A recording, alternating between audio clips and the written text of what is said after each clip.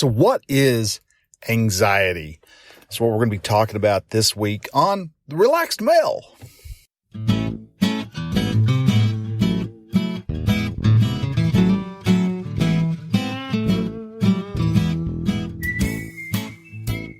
Hello and welcome to Relaxed Male, podcast that helps men change their relationship with themselves. I am your host, Brian, and I am a men's life and mindset coach who is here to help you understand that you don't have to suffer at your own expense. You can live your dream, and I encourage you to set, then pursue your goals. So join me as I change the mindset and attitudes of men so that they can be the leaders of their families and their destiny. Hey man, hello and welcome to The Relaxed Male. All right, so we are on episode 11, and today wanted to talk about anxiety and what it is and how it affects you and how you can actually kind of relieve that stress that is building on you, and maybe kind of explore a little bit as to why so many people have anxiety. Today, I just went ahead and I ran over to some of the Facebook groups. And I was kind of just to explore and see and see how many people, because I'm a part of several anxiety, I'm going to call them support groups on Facebook, and a lot of these have got a lot of people in them. I mean, there's several that are 40,000 or more members to this particular group, to these particular groups. Which is really astounding, because if you really look at it, anxiety is at the heart. And if you look at what the definition of anxiety is, it's along the line. I didn't write it down, but along the lines, it is, the body's reaction to stress, or it's the body's emotional reaction to stress, or something along those lines. Anyhow, it has to do with stress. It's basically something that you experience, when you are stressed out. Which, okay, that was the big topic in the 80s is, oh my gosh, everybody's so stressed out. We're working too hard. In the 90s, they were still talking about stress. And then somewhere around 2000 or so, people were like, yeah, let's not talk about stress anymore. Let's make it scarier sounding. And they started to use the word anxiety. You felt anxious, which is what anxiety is. It's just a sense and a feeling of anxiousness, not sure, uncertainty, unsure as to what's going to happen. You get called into the office by your boss. All of a sudden, your stomach, starts feeling upset because you just ate a big old burrito, and it's just kind of sitting there. Because what happens when you're stressful and when you are actually, feeling very anxious and stuff, like you getting called into the office and the boss did not sound happy at all for whatever reason. You go in, your body starts to assess the situation.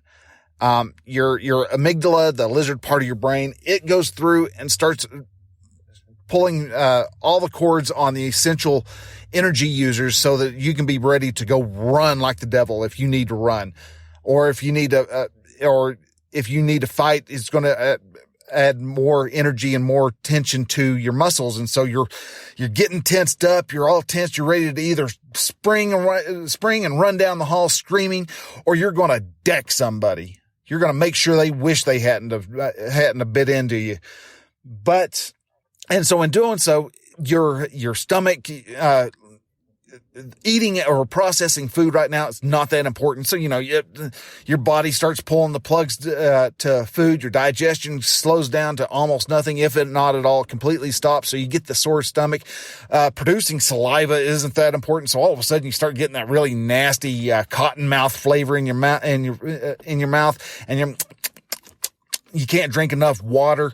Yeah, and all this stuff happens to you. Your heart rate picks up because you've got your hippocampus and adrenal glands are going into overdrive, getting ready to do whatever it needs to do. We have associated with all that sensation, all that anxiety, all that anxious, what's going to happen to me. And people feel that day in and day out.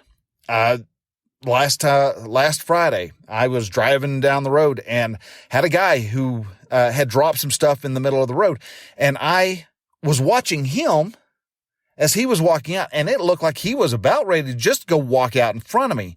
And when I did, I stepped on the brakes, and the load I was carrying was basically their particle board, or press wood. And so no matter how tight you crank that down, if you stop too hard, that stuff's going to shift forward. And it did. It shifted forward about a foot. And when it did, it snapped a whole bunch of the bundles themselves, their straps that are applied at the factory, snapped. And so I had all of a sudden I had all these green straps flapping around in the breeze. And I got myself pulled over because, I was trying to avoid the guy. And as soon as I saw that he had stopped and I looked forward, all of a sudden there was two dresser drawers sitting in the middle of the road. And so I had to kind of swerve to avoid those and make sure that I didn't tip stuff. And I saw saw everything in my rearview mirror move forward, and there was a whole bunch of oh crap going on.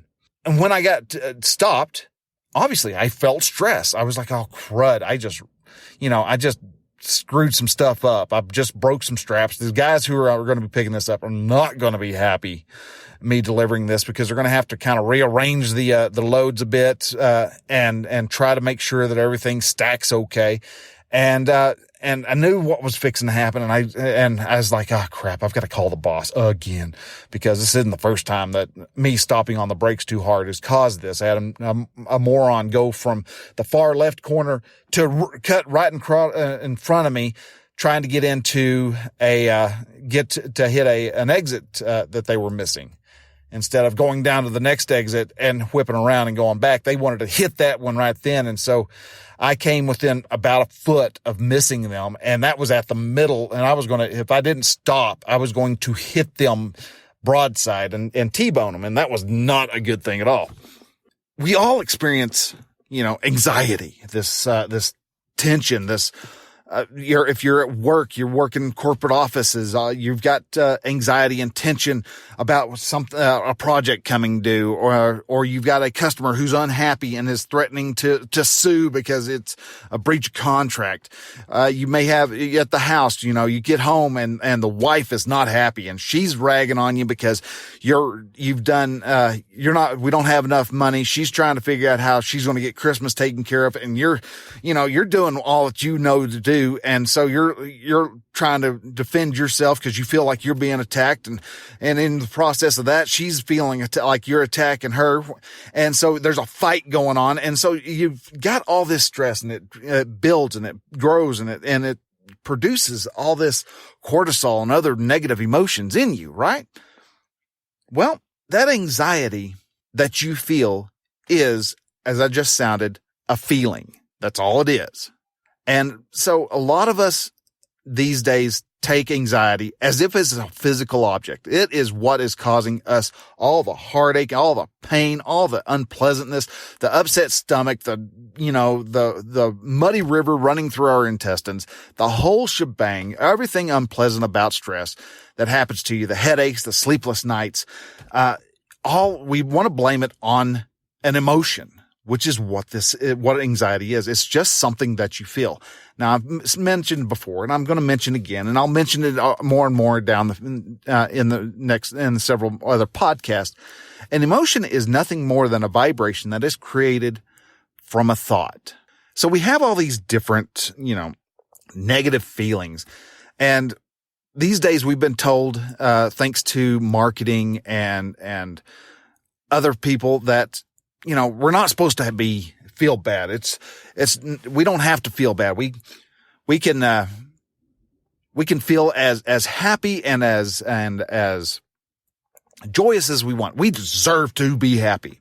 Well, no, you don't deserve to be happy. You can allow yourself to be happy, but there's outside circumstances. You have no control over how, your boss is going to react if you flubbed something. And so he's going to react in his own way. Negative feelings happen all the time, no matter whether you're walking down a dark alley and a group of guys walk around the corner and they're walking towards you. You don't know what that guy is going to do. And, you're going to have that anxiety of, oh my gosh, am I fixing to be robbed? And you see them, one guy's carrying something. It might be a compact umbrella. It could be a lead pipe. You don't know exactly what he's got. The guys are all laughing and chuckling and all that. And you don't know. You have no clue. The same thing happens when you're in a new job. You walk into a new job and you're the new guy. So you don't know how everybody else is going to react. How are you going to fit into this equation of this new business? And so you've got emotions that come about because of random thoughts. So you have an event, the boss yelled at you. That event creates a thought of, oh crap, I'm screwed. He did not sound happy. Okay. First off, you're running trying to read his mind just by the way his voice sounded. A lot of times, no, he may be upset, but it could be upset because he just found out that an important delivery is been held back for 2 weeks, and so the construction project is grinding to a halt. So we walk in, and who knows? Maybe he's going to promote you to another position, or he could be there and he could be yelling at you. You don't know. But we take an event, and we apply a thought to that. And that thought in turn creates an emotion, based on all the little aspects that we read into that event. Today, so many people act like anxiety is this physical problem. And like I said, it's not a physical problem. It's an emotional problem. It's emotion. Now, it can cause physical problems. And I'll get into that as down the way, because it almost sounds like I'm counteracting and I'm contradicting myself, because emotions won't kill you. Emotions, as I like to say, is the color to our memories. We remember that we were happy and the most joyous moment of our lives. When my daughter was married, or it was watching my baby walk down the aisle as she was graduating. As my son got his dream job. We have all these moments when I got married. There's all these different emotions that we have and all these thoughts, and we apply. And it's not really, I remember this being this way. We remember the emotion that we experience, and that emotion helps us to color in the details of that memory. But anxiety itself is not going to kill you. And a lot of folks act like it is a detrimental physical condition. And in all reality, it's actually not. It's a very unpleasant sensation that goes through your body. Like I said, it's the anxiety causes your stomach to knot up, and it causes you to feel, a headache, or it may cause your back and shoulders to tense up and hurt. But it's not actually going to kill you. Now, if you are in a continuously stressful environment, it actually can do the effects of the neurological chemical changes that happen from stress can cause problems. It's not that the emotion itself is the problem, but it's the fact that how your body, how that emotion affects your body. Because being under stress all the time can actually cause different issues. It can change the chemistry makeup of your brain. It can actually even shrink your brain. And when you've got a lot of cortisol in your body, besides for it throwing on extra pounds because it needed extra energy that it didn't use. It also causes learning disabilities, because the cortisol and the stress of a continuous stressful environment actually shrinks the number of synapses that are in your brain.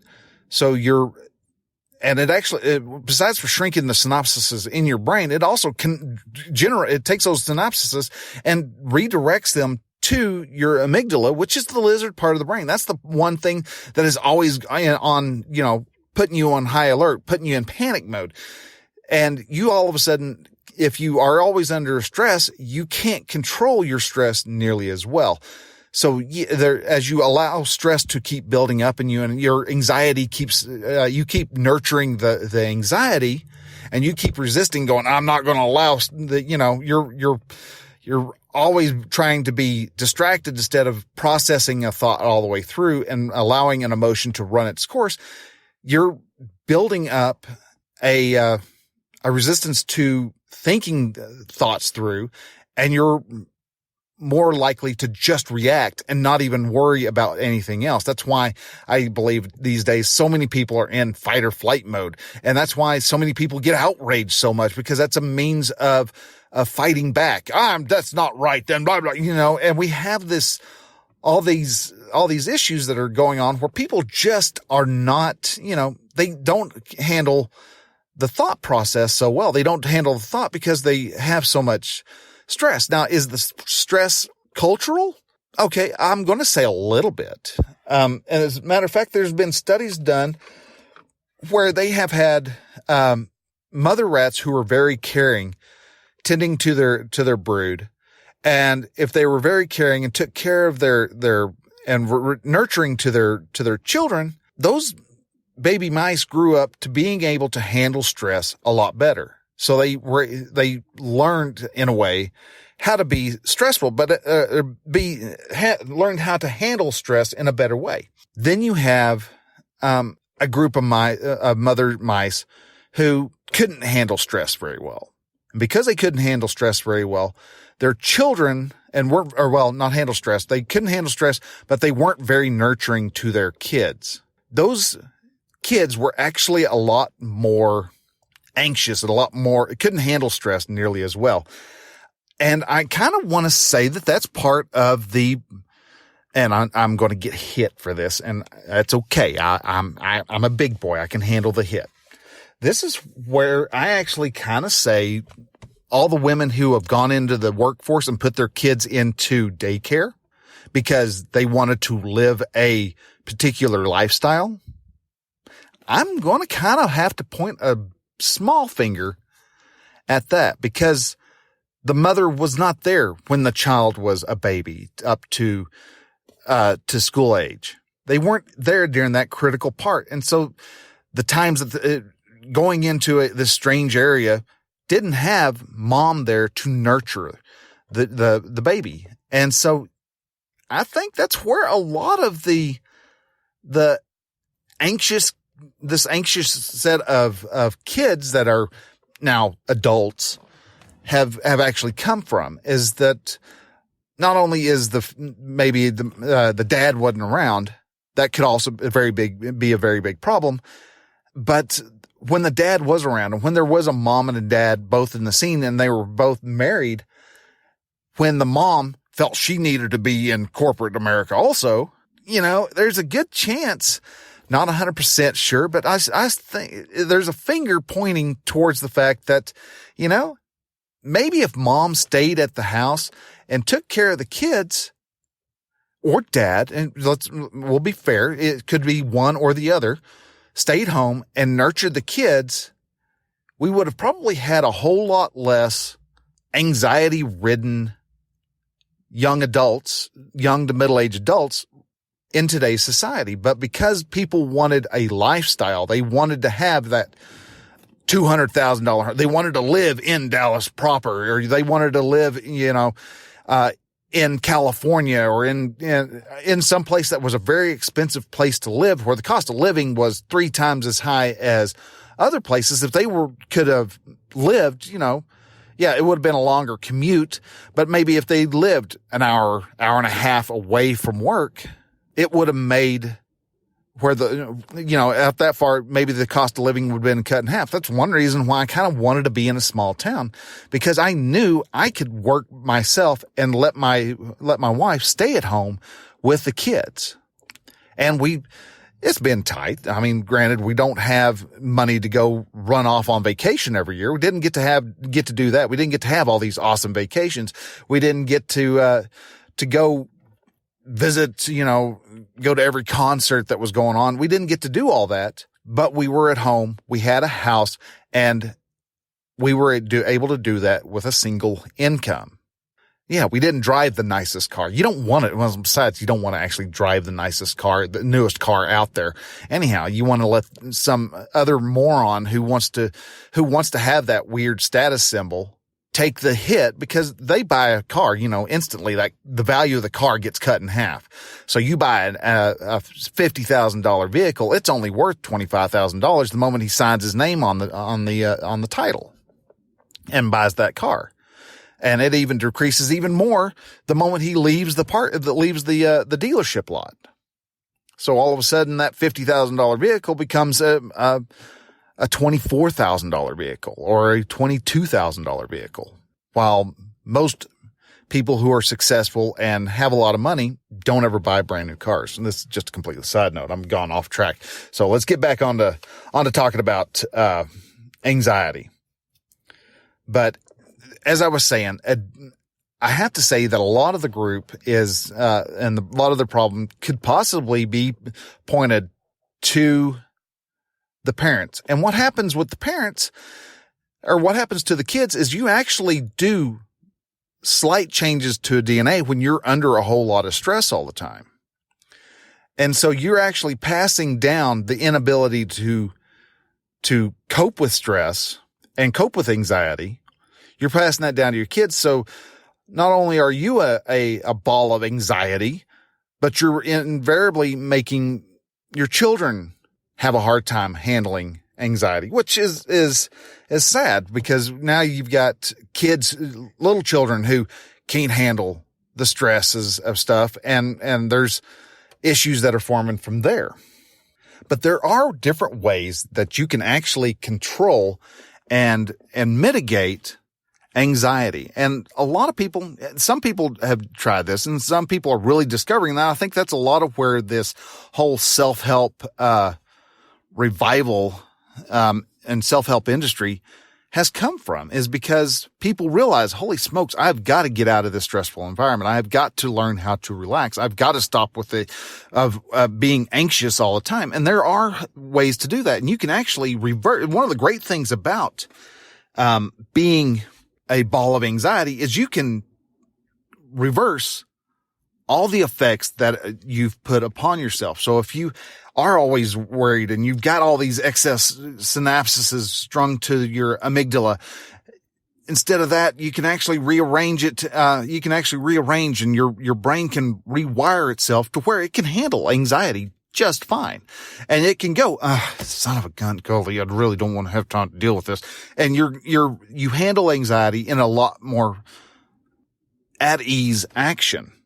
And a couple of the ways that you do this are we'll get to how to mitigate in a moment. But what else is anxiety? What causes anxiety? Well, I kind of expressed it a little bit on there, but it also, a lot of what causes anxiety is that we have some uncontrolled thoughts, is the big cause of perpetual anxiety. Our brains typically produce about 60,000 thoughts at a time. Now, you don't always actively think those thoughts, because some of those thoughts is, should I turn left or turn right while going to work? And your brain just knows that it needs to turn left on McAllister, turn right on McGee, and go down 5 blocks till you see the Burger King sign with the misspelt sign, and you make a left here. And then you go down and your work's on the right. You know that you can, a lot of that is automatic, because our brains love to be efficient. You ever want to, that's one reason why when it comes to learning, a lot of people stress about learning something and they feel like they can't do it because it doesn't come easy. Your brain really kind of fights you on wanting to change how it does stuff. Try writing with your left hand.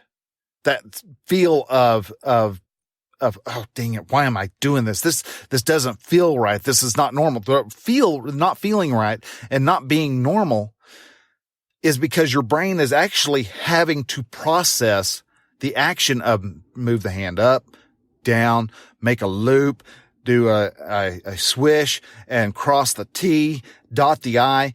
And you really have to think about it. And your motor skills in your less dominant hand is nowhere near as easy as your dominant hand because, well, your brain knows how to write your name in cursive without putting much thought to it. So we have these thoughts, and we don't fully control those thoughts. And there's ways you can actually control. You're not ever going to be able to control all 60,000. Like I said, a lot of them are automatic, but there are times that if you pay attention to what you're thinking, you can actually correct the thoughts, because a lot of the times we have thought errors. We think, oh my gosh, the boss is pissed at me. He's going to fire me. I'm going to I'm going to be out of a job. I'm going to lose the house. I'm going to lose the car. The wife's going to hate me, and she thinks I'm already a slacker.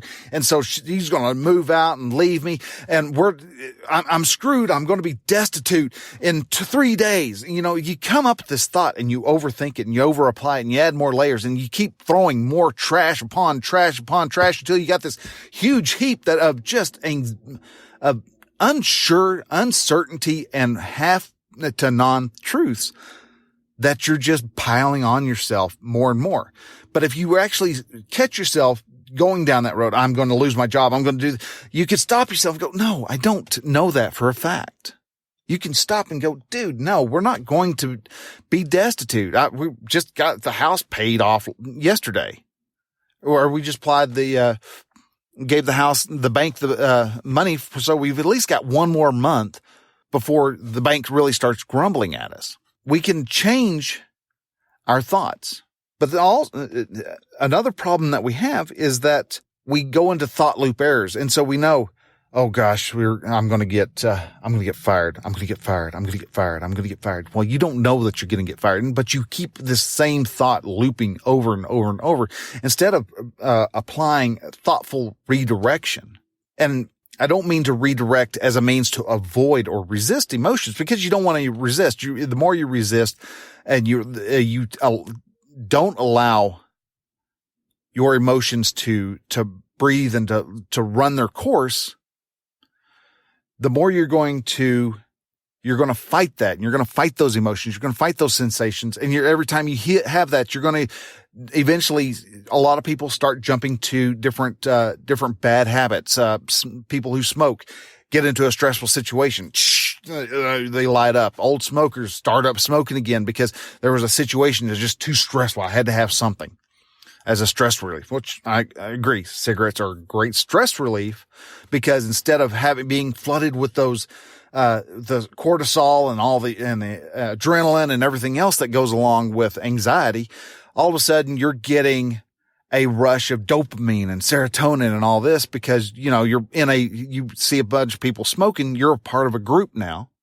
You're getting a great big old fat hit of dopamine, and your brain go, hey, this is really good. This is better than the alternative.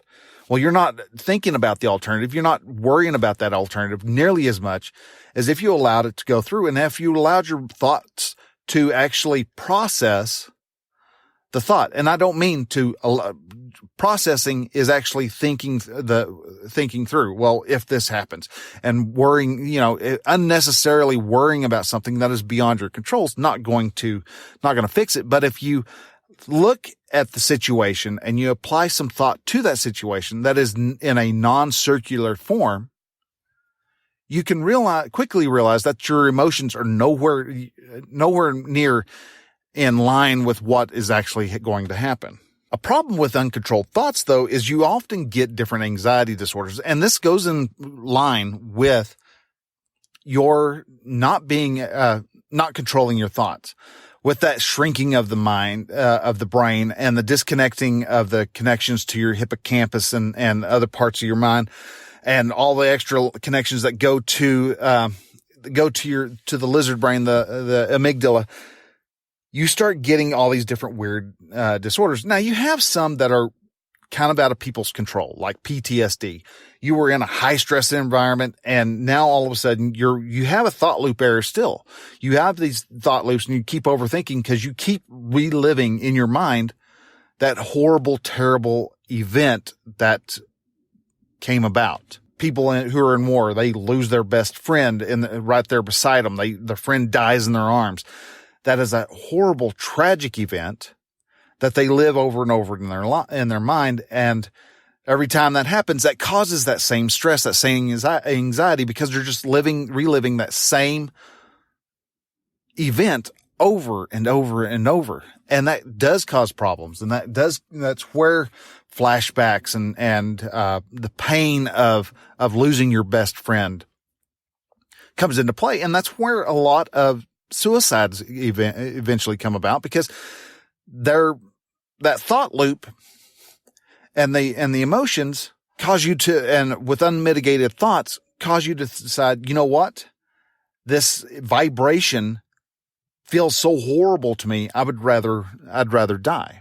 OCD is another, anxiety disorder. They classify as an anxiety disorder, which is, you have to be very controlled. You may have been raised in an environment where if you didn't do it this way, you were going to get, it is a way, OCD is a way for people to control their lives. They know that they can be, again, it's like the mind wants to be as efficient as possible. And so if it doesn't do exactly what the mind wants, it causes a thought loop error. And that thought loop error causes the anxiety, and people really, with OCD, really want to freak out. So they have to turn the key, lock the door 4 times, and then shake the door handle 3 times, because they probably have gone through there and locked the door 4 times and only shook it twice. And they got home and they found out the door wasn't latched. So they want to make sure that's how their brain works with a particular, to alleviate the anxiety of the uncertainty. They want to try to control as many aspects of their life as they possibly can. And because of that, they become very, I'm going to say, neurotic with their actions, because they know that this works. If the world is going to blow up, if they do not open and shut the door.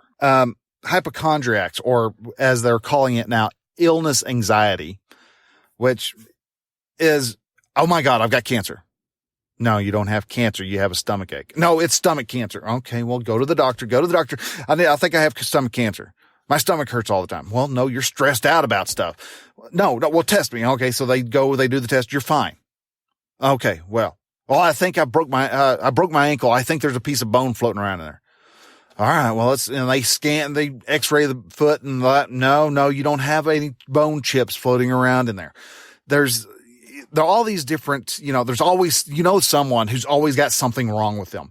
I've got, terminal lumbago, which is a joke from, Red Dead Redemption 2. If you don't know what lumbago is, it's back pain. You've got a terminal pain in the back.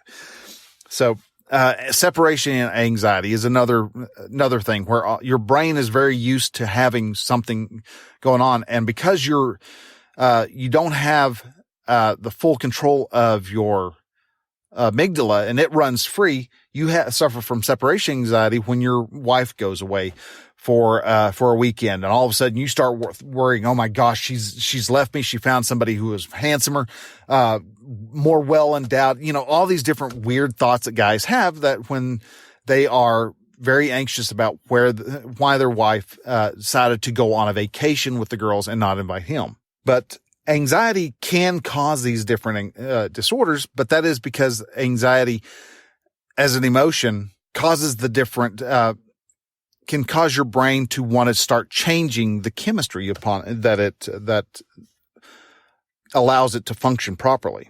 So what are some ways that you can actually, quote unquote, fix your anxiety? Well, first off, it's not an easy fix.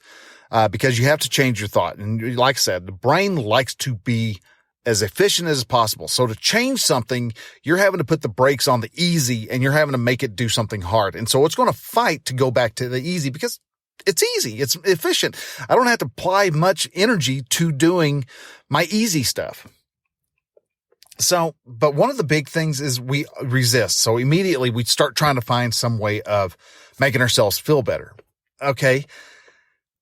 That's a way of distracting from the problem, but it doesn't ever really fix the problem. You want to be able to address what the problem is, and like I said, apply some thought to it. So you want to stop resisting, because the more you resist, the bigger and the more you deny the emotion its opportunity to run its course, the worse the problem's going to be. So allow your emotions to actually flow.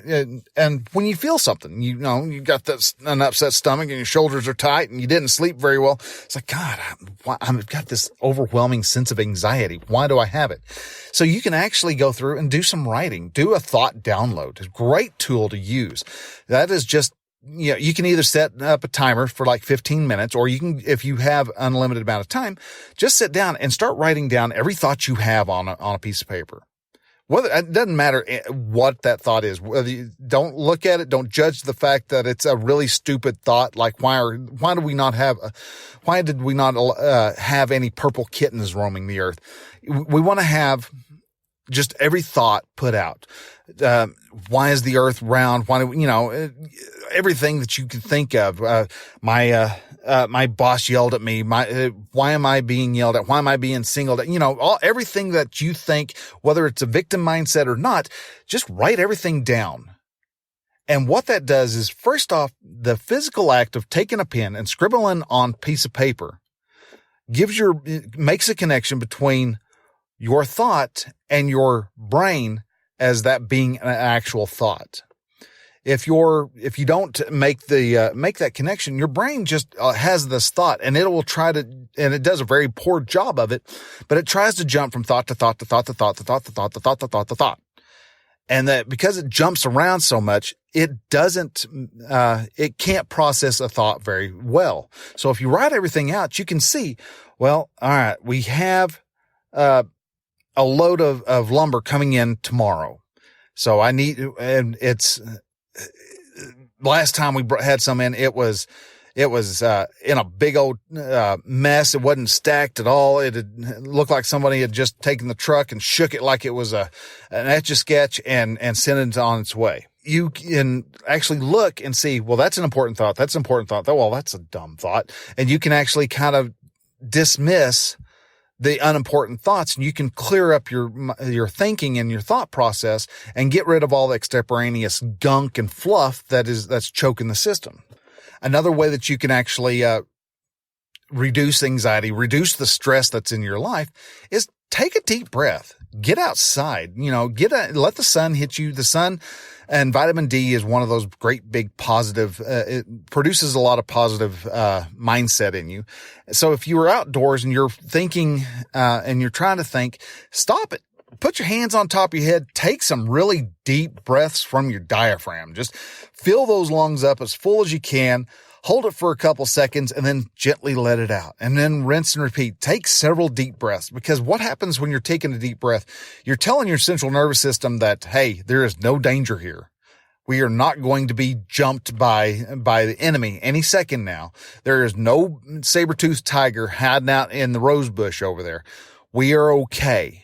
Just breathe and breathe nice and slow and easy. Now, this also goes into you can do meditation. Meditation allows for mindfulness, and being mindful helps you be able to control your thoughts better, because you're able to pay attention to what your brain is thinking. And so if it strays off to something stupid, you can go, We're focusing in on putting these nails into this board. We're focusing in on the traffic that's directly ahead of us. We're focusing in on the task at hand. So you can actually get out of the random thought process.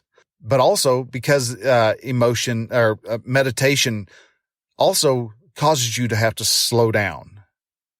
You are breathing in, holding it, breathing out, hold it, breathing in, hold it, breathing out. And you're focusing in on just your breathing. So you exercise your mind, but you're also part of the meditation is you relax your shoulders, you relax your neck, you relax your jaw, you relax your forehead, you relax the muscles going down your back, you relax your butt, you relax your legs, you relax all the muscles that you can. And and your meditation process doesn't fully start until you are relaxed. So you're able to force yourself to relax, which is another sign that you have control over your facilities. Anxiety doesn't control you unless you don't pay attention to it. If you just accept that I'm going to have anxiety every day, guess what? You're going to have anxiety every day. Another way to actually get rid of anxiety and to change your mindset and change your way you think of stuff is to get some exercise, hop on a bike, go for a stroll, get outdoors, breathe deep, get that vitamin D into your system. And while you're doing so, your heart's going to start pumping harder. And so you're going to be washing that excess cortisol out of your system. You're going to be moving fresh oxygen into your brain. So your brain can actually get more food, more energy, and be able to process stuff even better. You're going to be releasing endorphins as you walk. So you're going to be in a better mood. So you can fix anxiety. Anxiety doesn't have you. And that's what I want to tell people.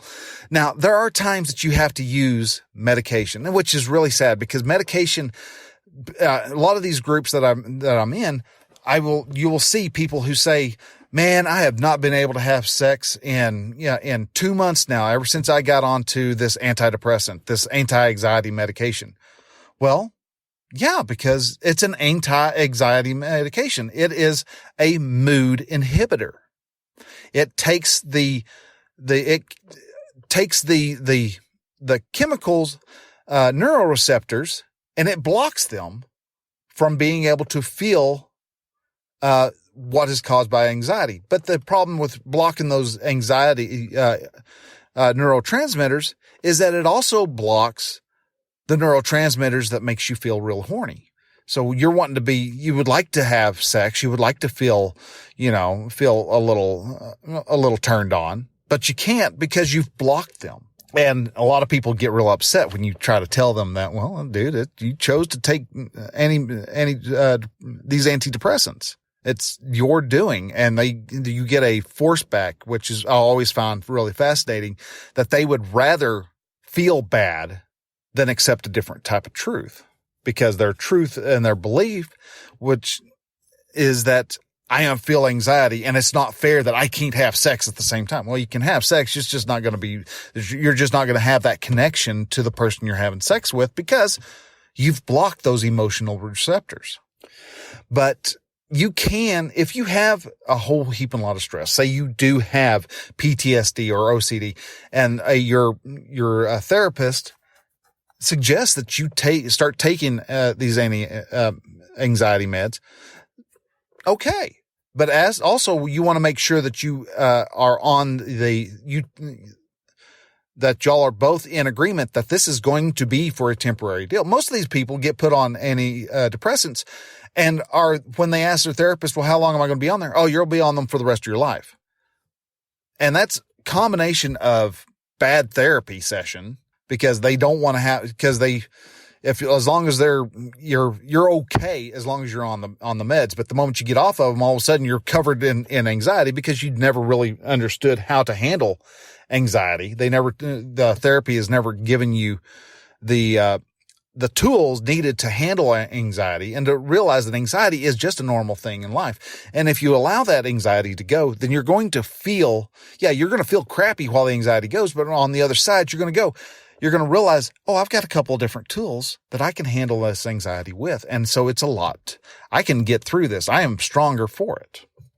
So if you have to have meds, okay, do the meds, but try to get I want to be off of these in 6 months. So we're going to have to work here. And you may have to push your therapist. You may even have to find a different therapist who is willing to actually put the work in, because a lot of therapists, they do their questions, this question, that, and ask the same questions over and over, but they really don't try to get to the root of the problem. They really don't try to fix the issue. And so in doing so, there's no solution to the problem. And so people stay in therapy for years without actually ever making a whole lot of progress. So, but in closing, because we're at 45 minutes, another semi-long one. Anxiety, everybody has it, whether you want to believe that everybody does or not. You may be thinking, well, not everybody has it as bad as I do. You don't know that. You are not a mind reader, dude. But understand that you can mitigate the effects of that anxiety. You can actually make anxiety a lot less. You can actually look forward to anxiety, because anxiety is also a sign of excitement. You're fixing to ride this brand new, you're going to ride the Texas cliffhanger for the first time, and you're fixing to go way up in the air, and it's going to move you out and it's going to drop you Well, that moment, that anticipation as you're hanging out over the edge of that cliff right before they drop, because you don't know when they're going to drop. Sometimes it's 3 seconds. Sometimes it's 10 seconds. Sometimes it's 4.5 seconds. You don't know when they're going to drop, but somewhere in there, all of a sudden you're going to be weightless. And that anxiety builds, and that anxiety and that anticipation is, the suspense is killer. I hope it lasts, as Willy Wonka said. Be okay with anxiety. You can actually experience anxiety and make it through just fine.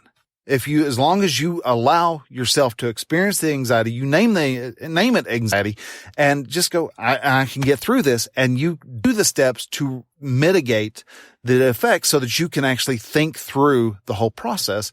You will actually get onto the other side and realize that it wasn't quite as bad as I thought it was going to be. So anyhow, folks, this is Brian. I want to thank you very much for listening. Real quick before I go, I still have several openings for the Camp and Coach event. It's going to happen May 7th to the 10th over in Croton Creek, north of Cheyenne, Oklahoma. If you'd like to join, if you're having problems with anxiety and you want to see if getting outdoors and experiencing the 3-day effect and allowing yourself to just allow your mind to disengage from the day-to-day life and disengage and do a little digital detox.